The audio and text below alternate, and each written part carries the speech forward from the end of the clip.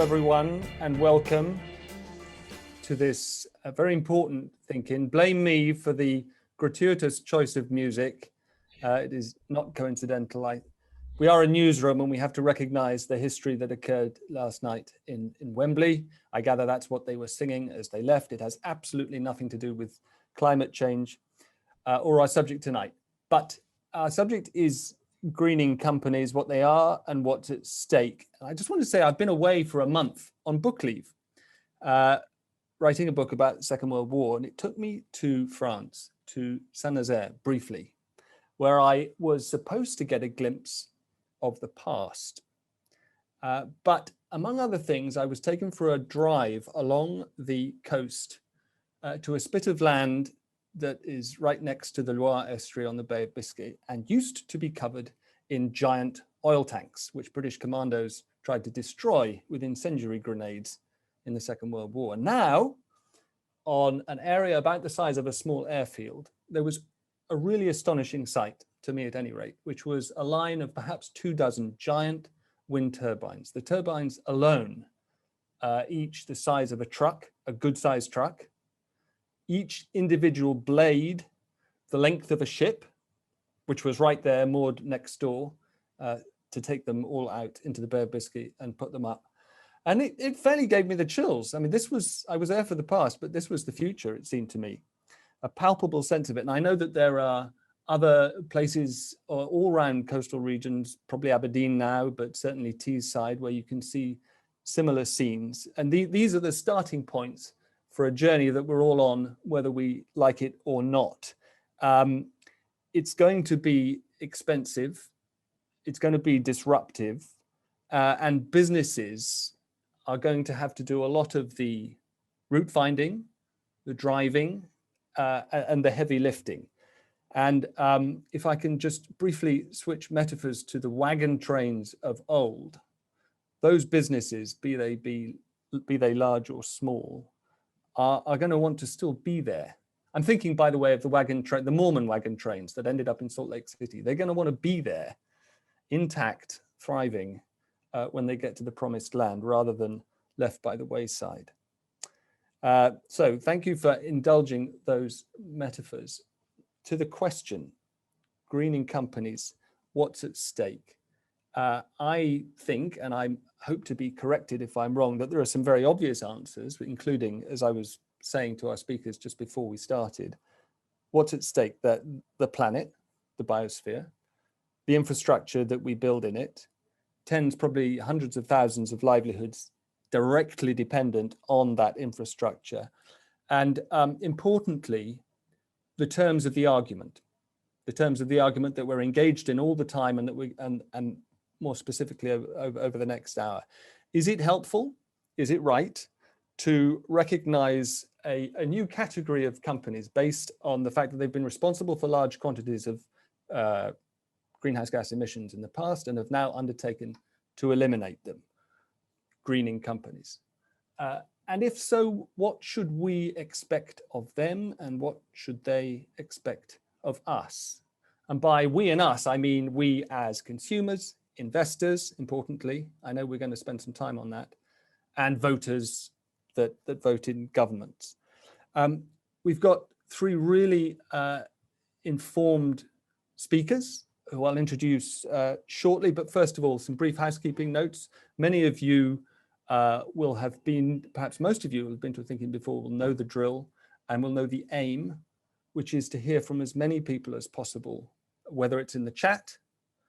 My colleague Patricia Clark is in the chat with you, there she is, or whether by raising your electronic hand and we'll come to you and bring you into the conversation. I should say that we're doing this in partnership with BP. It's the first of a series that we're doing with BP. And of course, BP has skin in the game. No question about that. And nothing in this conversation is off limits. Nothing in any tortoise thinking ever is. I just remind everybody of a couple of our mantras. You saw it at the beginning. It's a forum for civilized disagreement when we disagree. And I'm sure we do. I hope we will. And for organized listening and learning. Always more beneficial, I think, for all of us than lecturing. So with that, thank you for your patience. Let me come straight to Alan Hayward, who is head of group strategy for BP.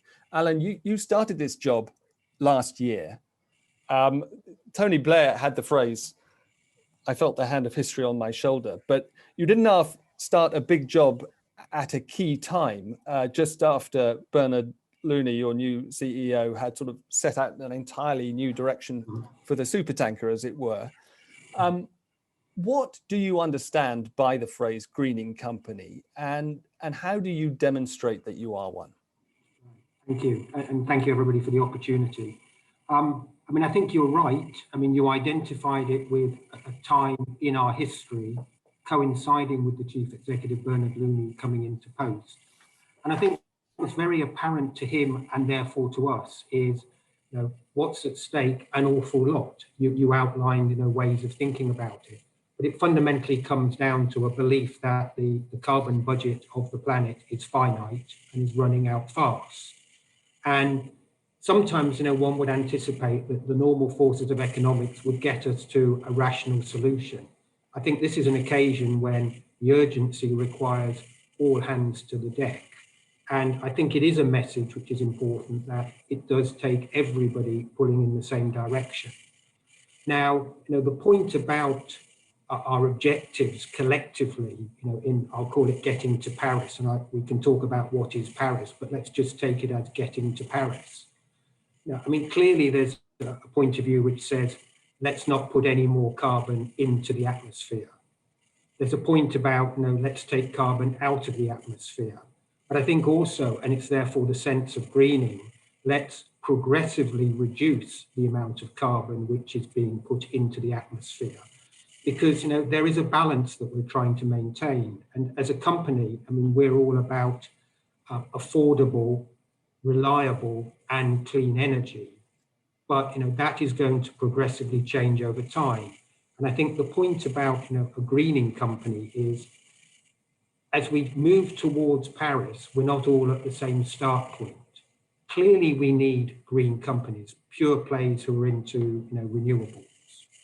But also, as you're saying, we need companies like BP who are of a scale, with skills, who can transition their own energy portfolio in line with the transition that the planet needs, progressively decarbonizing the oil and gas which we produce and which we market, and increasingly producing and marketing lower and zero carbon energies. So the logic of a greening company is one which is committed to the outcome of Paris, to net zero, which has credible plans to get there. And those plans do have to be credible based on economics as well. It's not simply the right thing to do, though it is. It also an economic proposition, because I think that gives it credibility. And there needs to be a lot of transparency about what we do.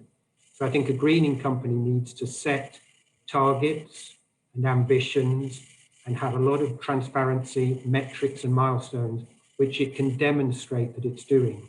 So you need a strategy, and as head of strategy, I was very much about putting out a strategy which said, this is how we will achieve these objectives.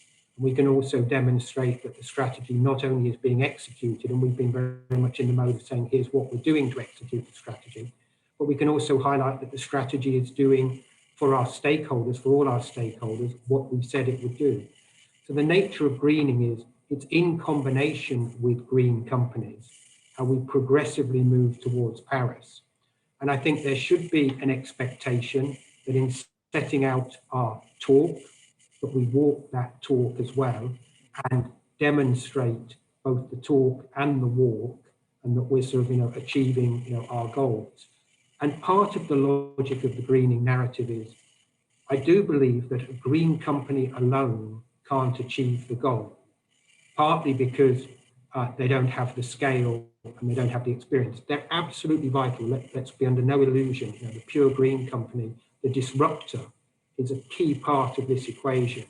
But it's companies, as you said, who have been in the energy business, who have the will, the skill, the scale, the financial clout, the leverage, the customers, who need to also change. And that change is part of how we collectively get to Paris. Alan, just before I come to Chris Goodall, which I want to do in a minute, let me just pick up on this point about progressive and credible. I can see the importance of showing investors that your plans are credible, that the company that they have invested is not going to go belly up. Yeah. But we were talking before we started about pace. Can you explain in simple terms to a non-specialist like me why it is that BP can't go cold turkey? So I think there are a couple of reasons. I mean, one is, the world needs energy, and we can't flip a switch overnight to just simply provide, the world of energy providers can't flip a switch overnight to simply provide renewable this time tomorrow. So we need to continue the supply of energy. But also in the case of BP, I mean, we're very clear. We will be reducing the quantity of hydrocarbons that we produce, oil and gas. We've talked about a reduction of 40% by 2030. But we do rely on the skills and the cash flow from oil and gas to fund the transition. So, where does the investment come from? It does come from the cash generated from our traditional businesses, but we reinvest into the new businesses.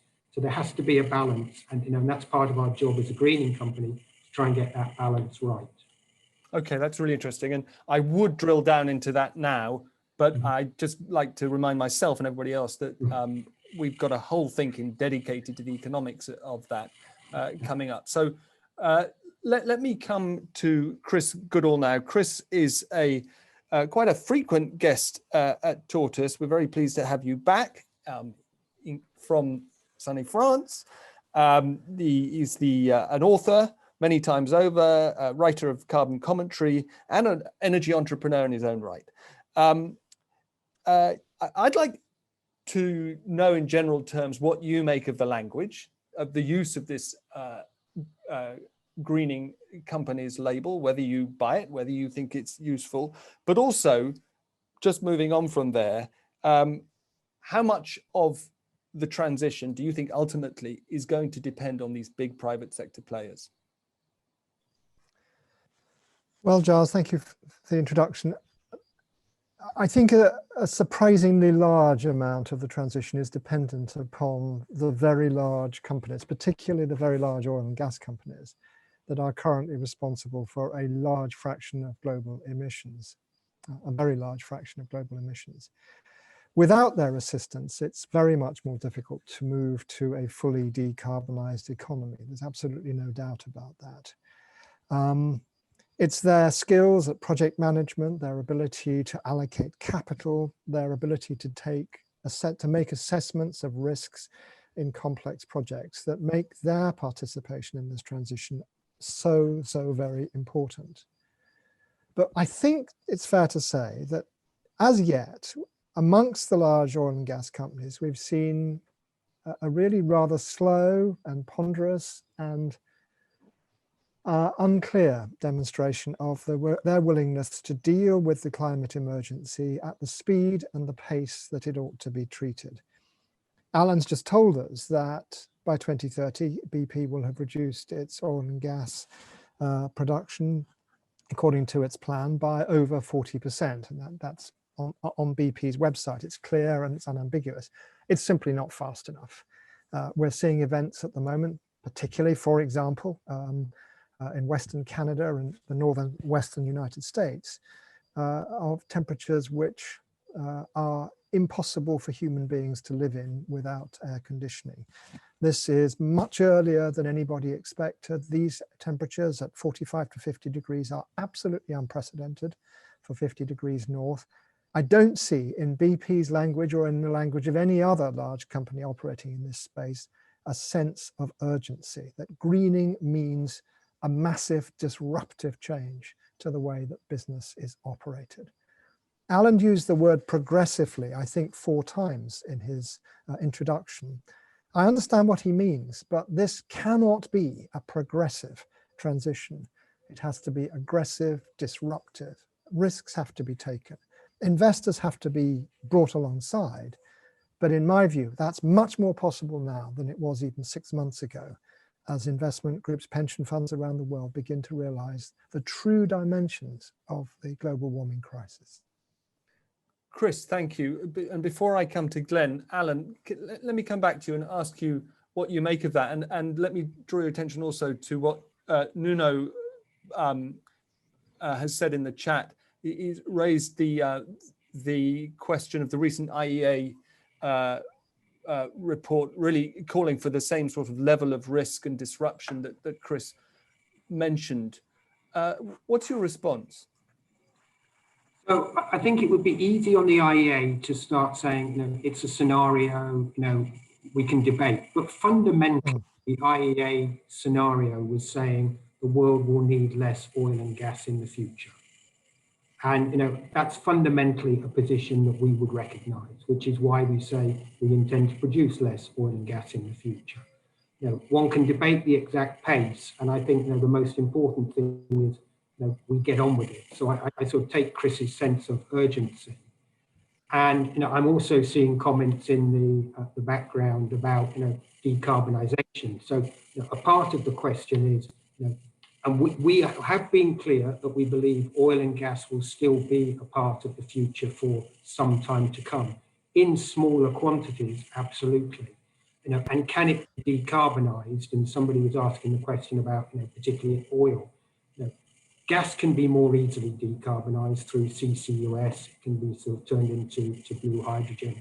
Oil much harder, and in hard to abate sectors, you know, we may need to use other mechanisms like offsets. You know, and there'll be speakers, I think, who will come on later on who will talk about, you know, ways of taking carbon out of the atmosphere. But I think, you know, the point about urgency, I mean, I recognise it, and again, I recognise the sort of the challenge that Chris puts in about the pace. I mean, the one thing that we probably do all recognise is that people have underestimated the power of new ideas and new technologies, and people have talked about how the costs will come down, and generally those costs have fallen quicker than expected. So, you know, there may be opportunity, and we would welcome it, you know, to go faster. But, you know, our key was to set out a plan which got us going in the right direction and to start executing that plan and to be given the space to execute it. Now, should we see the opportunity to go faster because the sort of the economics allow for that and the sort of consumer demand, then absolutely, you know, we would be interested in that. But job number one for us is to get going. Thanks, Alan. Just before I come to Glenn, and again, I speak as a non-specialist. My sense is that part of the point of the greening argument is to seek a breathing space from investors while you undertake the transition. Is that correct? And in practice, are you asking investors to make decisions about capital allocation using a whole new set of criteria? I think we're saying that, you know, and again, we're just about to use the word progressively, Chris, but we will increase the amount of capital which goes into, you know, the new lower carbon and zero carbon activity. And we talked about a 7 to 8-fold increase by 2025 and a 10-fold increase by 2030. No, so we're saying to investors, you know, we want to put more money into those things. The returns from that new activity will be lower than the historic returns have been from our business. So there needs to be some patience as those returns, you know, it takes time for the cash to be delivered. It takes time for us to activate the new business and sort of leverage our capabilities. It also is a statement that we need people to have some faith in, you know, continuing to, you know, generate value from the traditional businesses of oil and gas. And so, I mean, one of the appeals is, you know, we need to fund, you know, a diminishing, you know, oil and gas activity within BP, as well as to fund the new activity. And, you know, those will, one will be declining and one will be growing. But it is to sort of understand that there has to be a balance between the two in our company.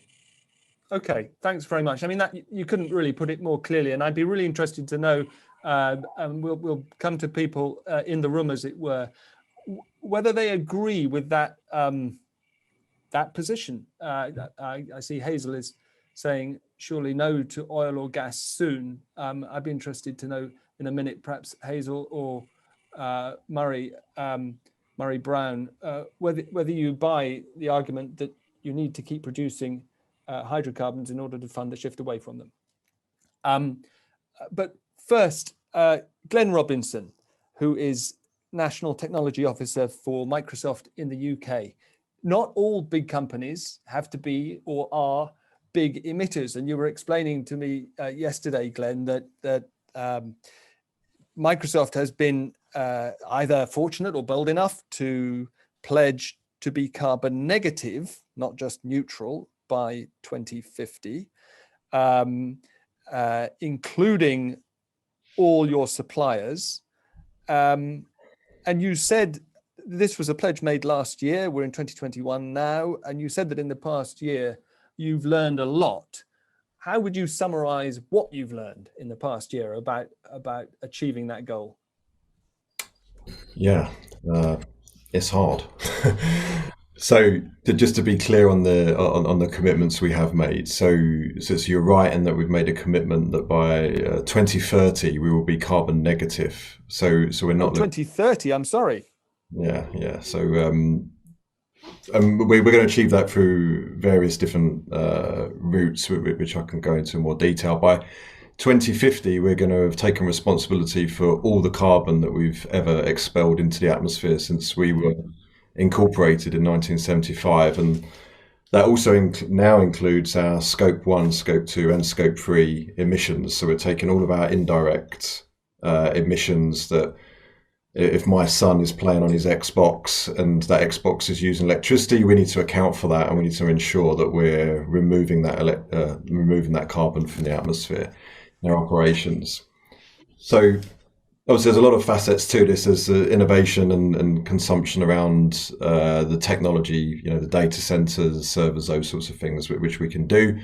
And we know that things like that are going to start to get us heading in a direction. But to be honest, the sort of efficiencies that we're making there are relatively small. I think that there's a few areas where we're very keen. So a year in now, in terms of the learnings that you asked about. We've understood that the market needs people like us in the privileged position that we're in, the world's largest software company. It's going to take organizations like us to lead the charge in terms of creating investment opportunities to stimulate and grow the market. So we've created like $1 billion investment fund for carbon capture and storage technologies, which a year in, disappointingly, we've invested $50 million. We would like to be more heavily invested at this stage, but simply the opportunities for investment are still small in number. Let me just jump in there, just so that we all agree on scale. I mean, $1 billion sounds a lot, but I'm right, am I not, that people are talking, in trillions about the overall scale of investment that is required to achieve the energy transition. So while $1 billion is great as seed money, you would acknowledge that pretty soon we've got to be talking about much bigger numbers even than that. Yeah, exactly. And I think, again, we absolutely acknowledge the fact that we're operating in a privileged position where we can be the sort of first people potentially in the market to make these sort of commitments. A year in, we've created transparency. So there was a conversation previously around transparency. So along with our financial reporting, we now release our carbon emissions, and we have other sustainability goals as well around waste, land use, those sorts of things. So we're creating transparency around that. Like I say, yes, $1 billion in the grander scheme of the amount of money that's going to be needed. That I think the key learning for me as well is that whilst there is a responsibility for us big organisations, we're working, and part of my job in the UK is to work very, very closely with government. So we're trying to understand better what policy needs to be changed to essentially, if we're driving because we've opted in to drive to carbon negative by 2030, what role does government need to play to enable the long tail and every other organisation on the planet to respond to that challenge, to be transparent in their reporting, and indeed that requires a lot of standardization around that reporting. So we're seeing a lot of disparity around the way people are reporting their emissions, so driving standards in that space that people can adhere to, policy that then encourages organisation to disclose that. And then I think the way that we're starting to orchestrate that and operationalise that is really boring, but ultimately it's through contracts. Right, it's through our extensive supply chain. So obviously to produce the technology and services that we have an extensive supply chain with third parties. We've started with codes of conduct, and we've asked them to opt in to the sorts of ambitions that we have to disclose those sorts of things. As of now, we've now incorporated, because we've incorporated our scope 3 emissions, there's now a requirement on our suppliers to be transparent in their emissions and their greenhouse gas emissions, so that we can put a price against them. And we're looking at pricing carbon. Now, we've been doing that for a number of years internally. So we put a carbon tax on our own emissions. So it required our own teams and engineers to be able to report in a consistent way around our own emissions. And now we're starting to put that tax, at the moment it sits about $5 per cubic metre, onto the price of the items and the assets in our supply chain. So that puts pressure on the supply chain to reduce those emissions as well. So we're taking broader responsibility, I think, but it's through use of contractual and more aggressive means rather than just opt in and come with us on this journey type approach.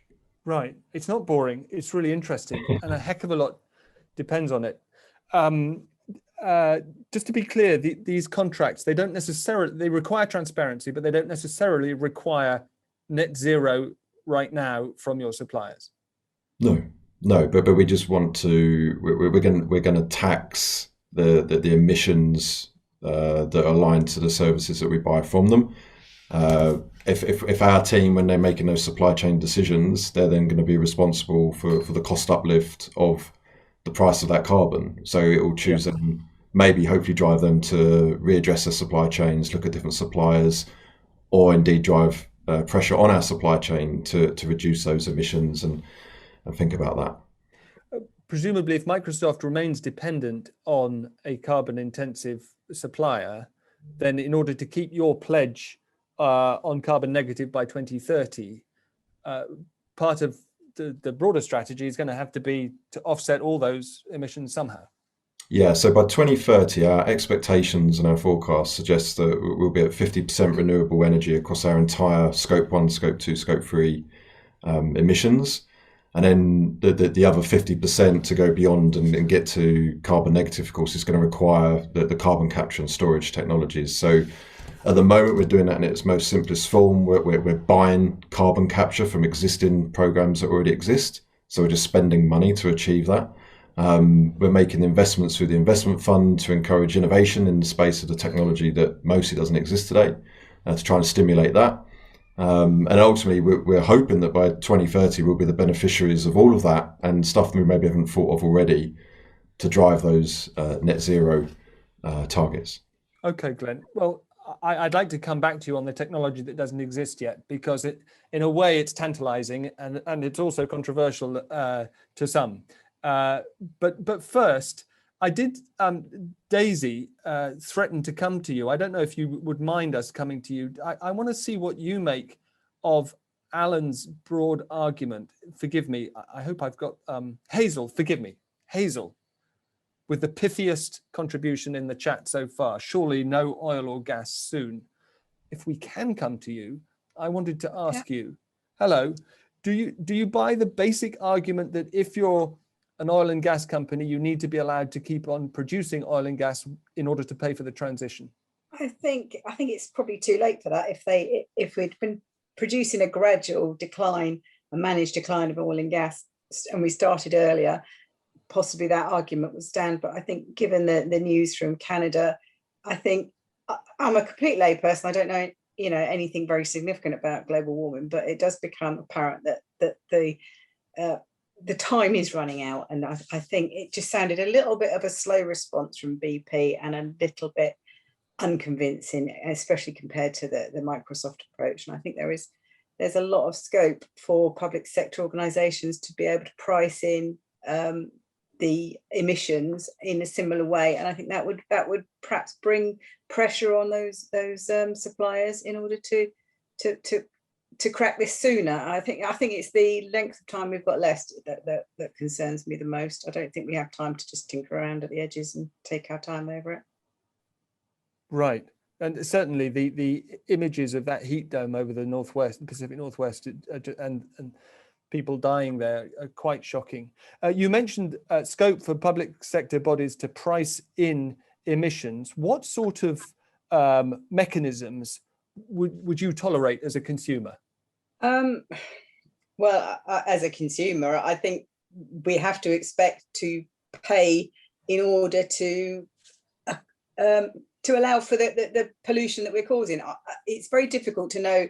We're advised perhaps, electric cars. So my next car will probably be electric, but I'm not going to sell the one I've got in order to buy one now.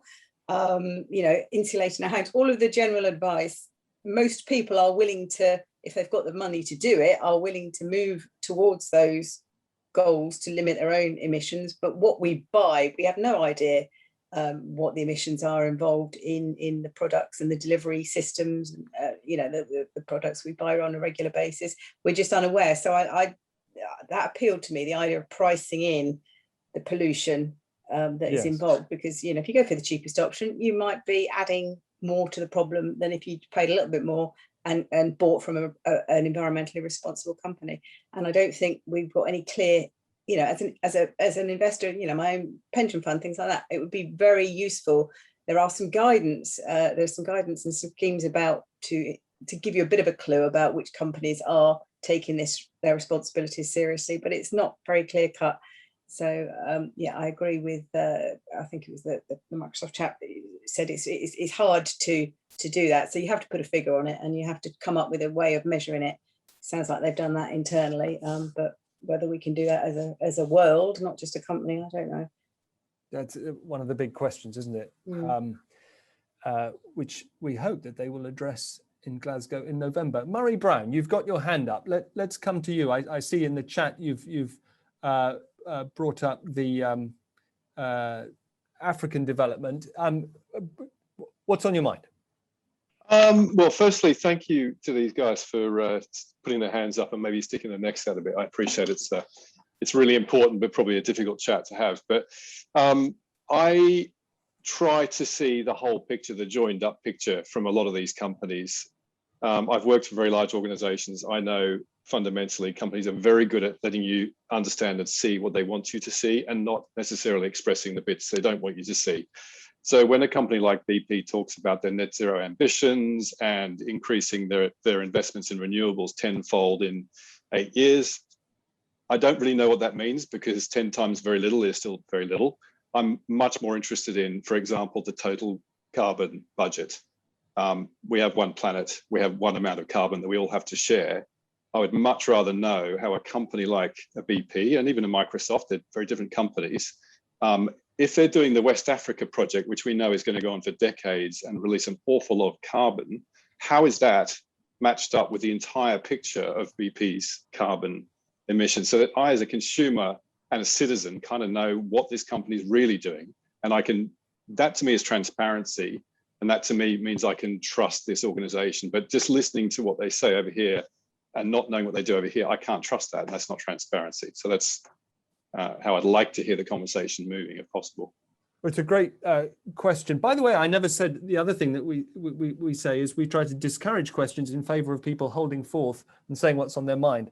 But it's a great question, and we got the right person to answer it. Alan, are we going to have that kind of radical transparency from BP going forward, so that people like Murray can see the rationale in action, as it were? So, I mean, to answer the very specific question, about the West African developments, I think Murray's talking about our gas developments in Mauritania and Senegal. Now, that is part of our net zero commitment, so it's included in those numbers. So when we said we will get to net zero, and net zero means the carbon which is introduced into the world because of what we produce in terms of oil and gas will be resultant in net zero. It will either be because we can decarbonize, as I was mentioning, in the sort of form of taking the carbon out, sequestering it underground, and having a clean energy, probably in the form of hydrogen, or, and you know, there is this theme of so-called offsets, whereby if carbon is introduced into the atmosphere, some other mechanism, keep it very simple, could be forestry, is used to offset, to cancel out those emissions. The West African development is part of that overall equation for us. And I think it's worth picking up on the, I think, you know, Hazel, you were making the comment, you know, really about, you know, should we stop oil and gas straight away? And I think, you know, the answer to that is we will stop them as soon as we have feasible alternatives. Now, the definition of feasible is something about the price. And, you know, you were sort of, in a sense, volunteering, you know, that, you know, people would pay more, and that's important, and governments can influence that. And actually, as you were indicating, and as Microsoft said, we also have an internal, the word tax was used, an internal price on carbon, escalating over time. You know, it starts at $100 per ton in 2030 and goes up to $250 per ton in 2050. We've actually called for there to be a carbon price, so that worldwide people say this is in effect the consequence of carbon in the atmosphere, and that, you know, we should be charging people like that, so that it encourages people who can come up with alternatives that don't put carbon into the atmosphere to do exactly that. And one of the things which is exciting is we've seen technology costs down and we've seen the alternatives come in. But, you know, the electric vehicle which you talk about, you know, the electricity has to be generated from something at the moment. Increasingly and excitingly, it's coming from renewables, significant progress in that. But it is also, unfortunately, coming from, you know, gas and coal. You know, we need to see, I would say, you know, the coal more quickly phased out. We see gas as an interim solution because it has less carbon, but we need to decarbonize that gas over time and potentially replace that gas. If it can't be fully decarbonized, it needs to be replaced by renewables as Alan, is feasible. can I ask, sorry to interrupt, why are you waiting until 2030 for the internal price of carbon at BP to be $100? I mean, I'm really genuinely interested to know from a structural point of view, why can't we make that tomorrow? So we escalate it at what we think is, you know, where the alternatives are. I mean, one of the points in this, and you know, it is an economic reality for us, and I think somebody put it in the chat, we do have a responsibility as a company also to be economically viable versus our competition, because if we disadvantage ourselves, then in truth, somebody else will step in. So we take the price up from where it is currently, where the market, where governments price it, and we say that price of carbon, you know, needs to escalate, because over time we need to take more and more carbon out of the system. So we do have a responsibility to be competitive, because part of the reason why we need to be competitive is so that we can invest in these alternatives. Because I think there is a reality, and I saw it in the chat somewhere, you know, at the moment, until we have those alternatives, if it isn't one company producing the oil and gas, it will be another. And, you know, we think it's important that the person who produces it actually does have a sense of responsibility about the way in which it's done, and does have this commitment to decarbonisation. Thanks, Alan. In a bit, I'd like to come back to Chris and ask what he makes of that, and whether there's enough of that urgency there in your view. But first, if we can come to Carol Francis Johnston, who's raised this very interesting point in the chat about giant agribusiness, which is responsible for a very large portion of global emissions. I'd be interested to know your view, Carol, as to whether those businesses can become greening companies. I mean, do you believe their sort of share of global emissions is stuck high, or are you a believer in wilding, for example, as a way to turn the Earth's, well, the planet's farmlands from a carbon source into a carbon sink? I don't know. The large agribusiness corporations, on the one hand, have so much capacity to make a difference that we may not be able to get where we need to go without dealing with them.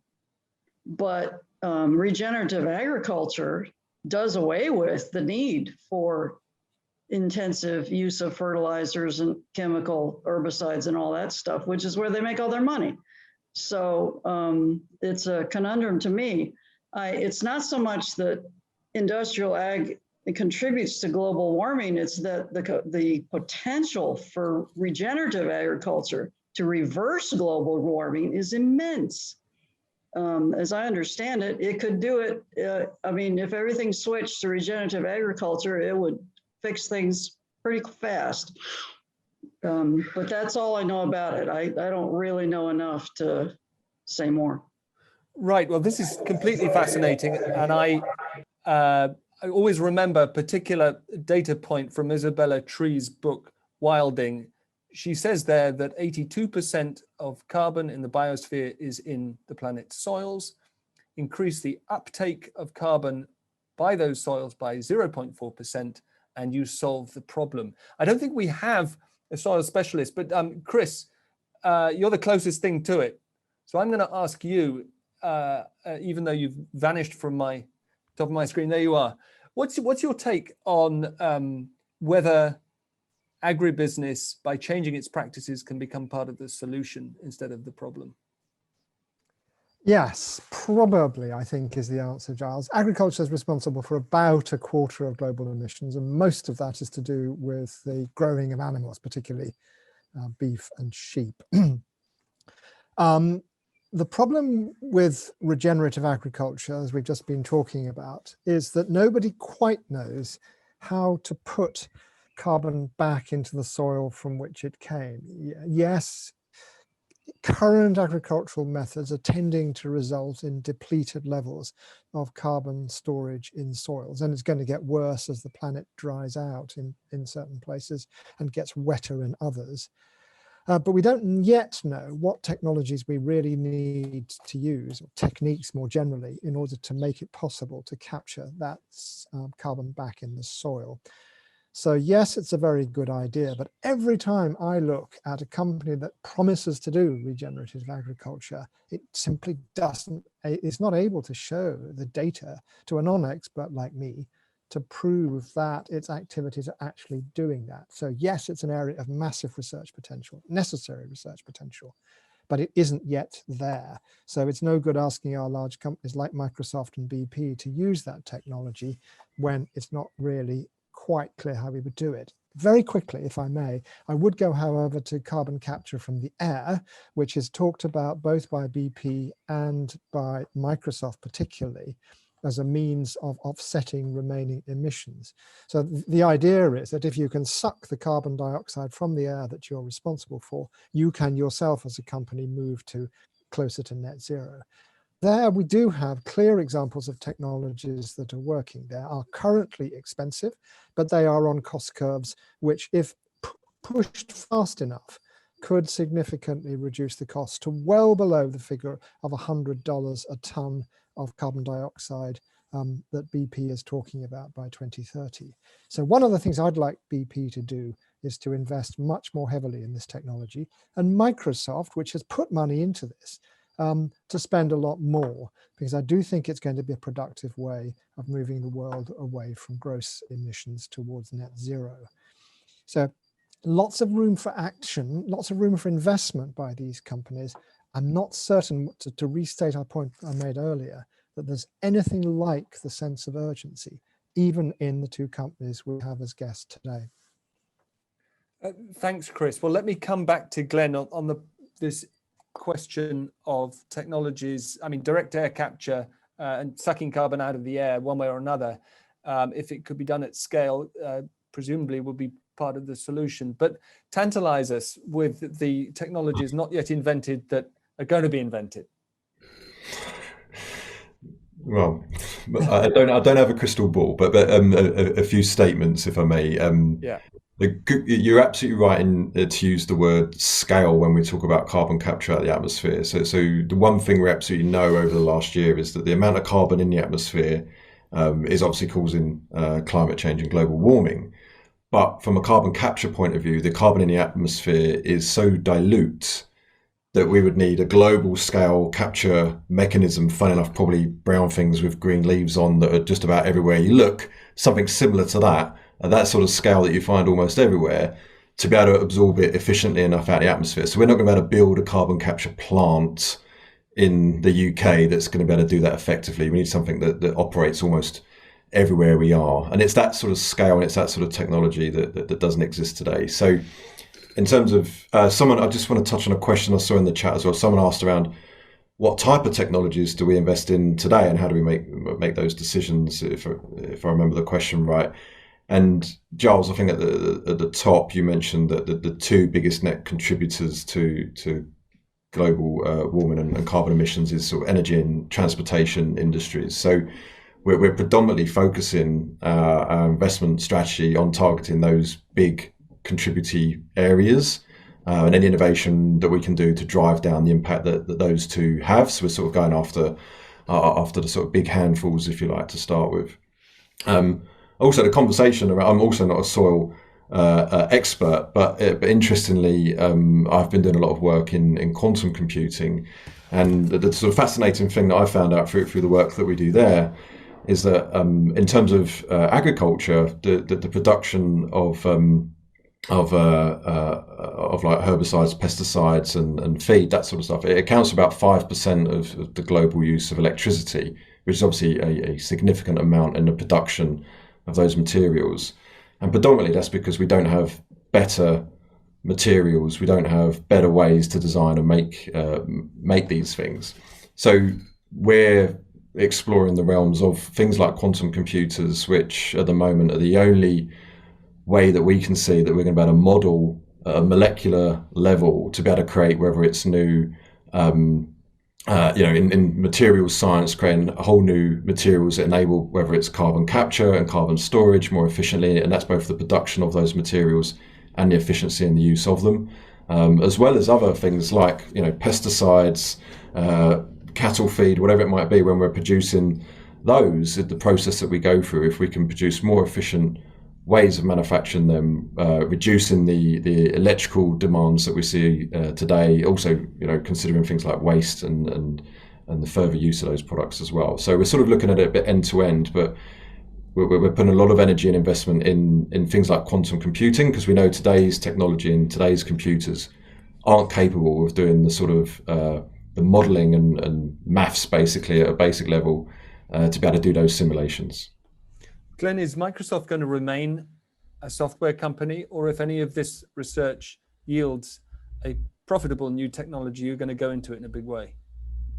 Yeah, and we already are. So we're already manufacturing a lot of our own hardware in our data centers, and a lot of that is driven around where can we be more efficient from an electrical standpoint. So it reduces our costs, but then it reduces our emissions as well, of course. I'll give you one specific example. We're actually looking at a program, or we've been researching for a number of years, technology on data storage. So actually looking at shifting data storage off of magnetic media or physical media, and we're going to use glass instead. And at the moment we can find ways to create these highly durable storage techniques and layers that have vastly reduced emissions profiles when we produce them. And it's something that we're actively already heavily invested in. And just recently we sunk a data center to the bottom of the ocean as well, up in the Orkney Isles. And we learned a lot through that process as well. We left it there for 3 years. We left it in an inert environment. And again, all that research that comes out of that and the benefits of the learning we do for that goes back into our core data centers in the way that we build and in some ways actually manufacture this equipment ourselves. Very quickly, because I want to come to Owen Smith in a second and then back to all our speakers before we close. But just on that point, and I don't want to be overly skeptical, Glenn, is there any prospect of data centers being underwater data centers ever being a large scale thing, or is the idea, because some people would say that was principally for the photo op. I mean, no, but not when you think that most of the world's population lives within a few miles of the coastline. So we're going to go where the demand is. We're going to go where the people are. If you look at the way the world's going, we're moving more away from this sort of central data center, these mega data centers, to a more sort of distributed computing where, you know, your lamppost and your bin, it's all smart, it's all intelligent, it's all processing data, it's got AI. So we're going to need resources closer to where the people are, and where the population are ultimately. So this modular approach, if we can sink it under the ocean and use the water to cool it, that's great, because then we don't have to use air conditioning. If we can use hydroelectric to power it, then that's a massive upside as well. So, you know, there's significant advantages in this that we're already employing today in our data center designs and getting the benefit of. All right, thank you. So I don't know if we can come to Owen Smith. You had a much more informed question about transparency than I have asked. And so maybe you could put it to... Yeah, to Alan, sure. To Alan, sorry. Yeah, no problem.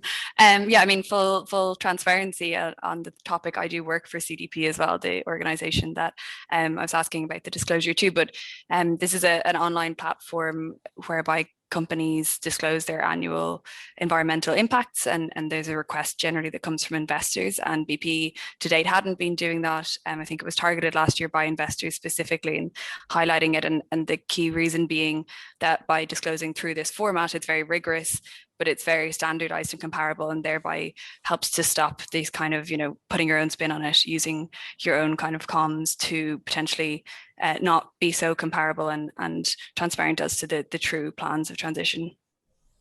Okay, so can we get a specific answer to that, Alan?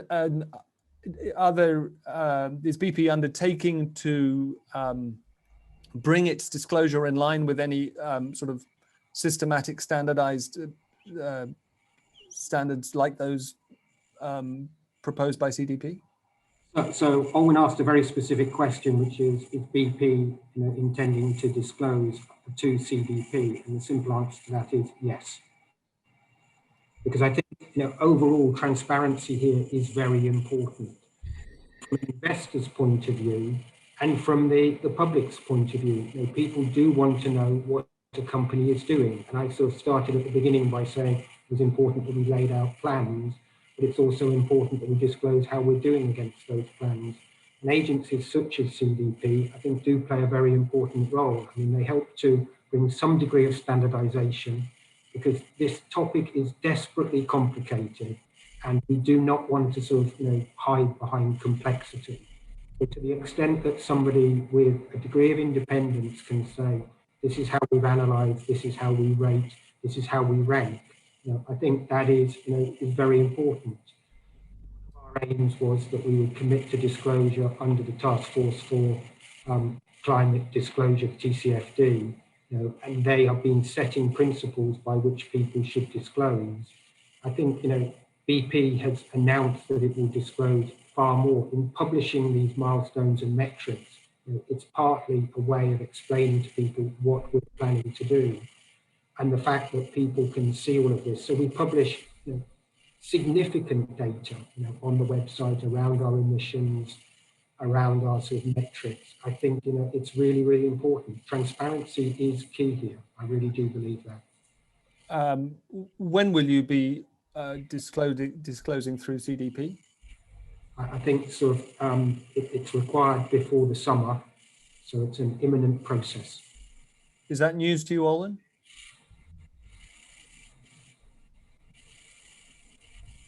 I don't. Oh, sorry, I couldn't unmute myself. Yeah, so I don't work directly on the team that would be working with BP. I work on the net zero work actually within CDP. So it's great to hear. I had heard through the grapevine it might be possible, but it's always great to hear confirmation that it will be. And as you say, yeah, the deadline is delayed July. So hopefully we will be able to see it online then later in the summer. Okay, great, thanks. We've just got a few more minutes. Let me come to Glenn first by way of wrapping up. What's the biggest single step, the most important single step that you think Microsoft will take between now and 2030 to achieve that carbon negative goal?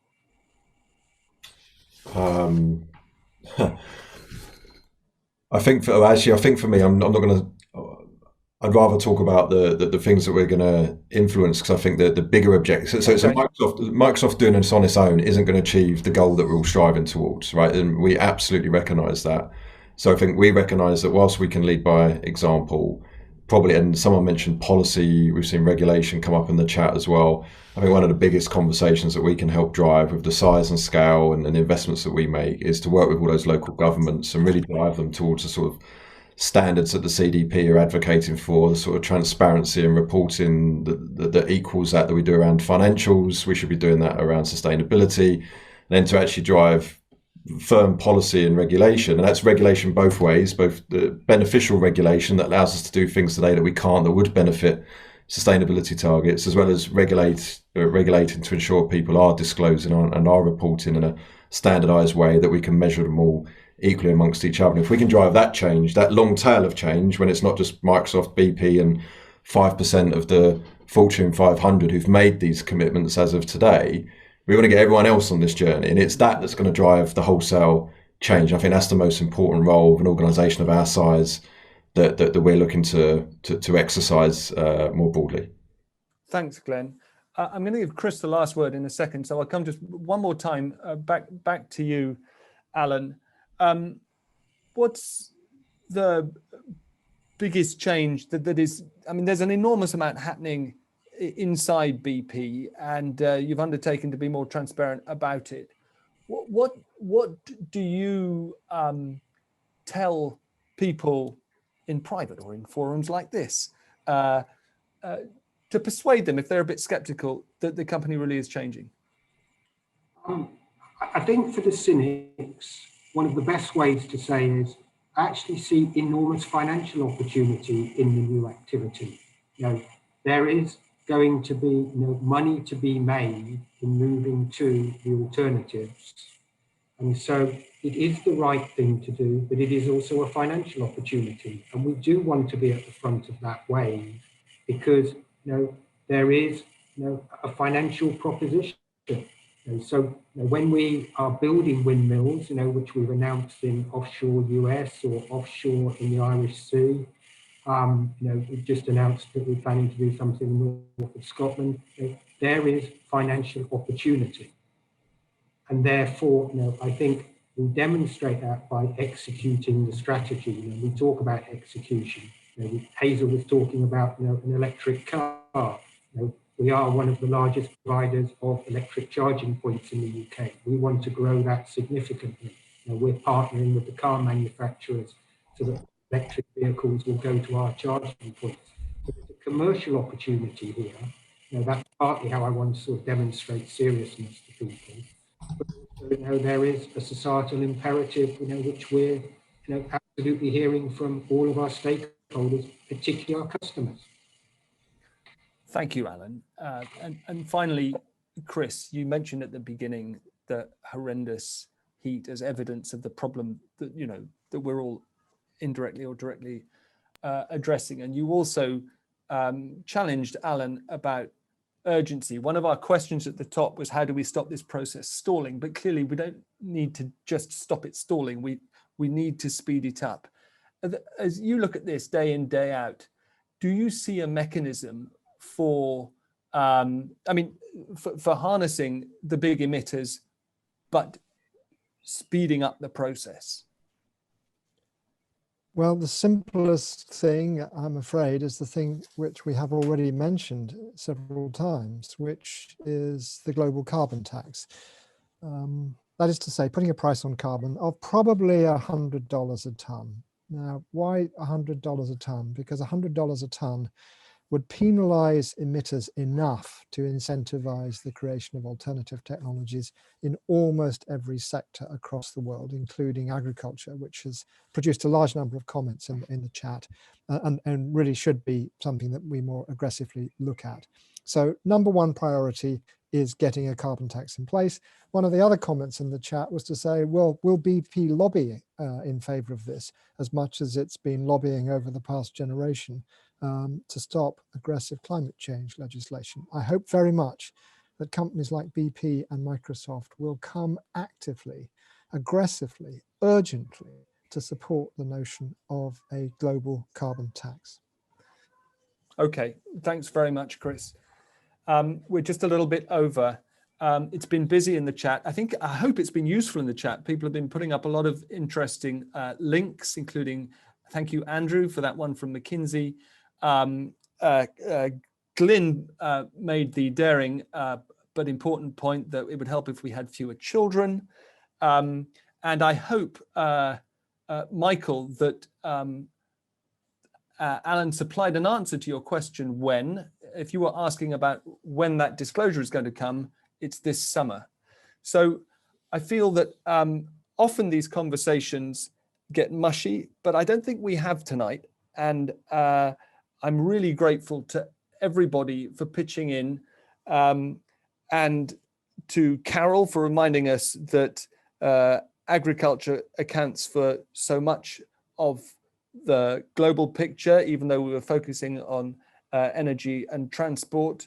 To Alan for putting the position very clearly of BP and defending it. To Chris for reminding us of the urgency. We've yet, I think, to tackle how to inject sufficient urgency into the process. Maybe COP26 will help with that.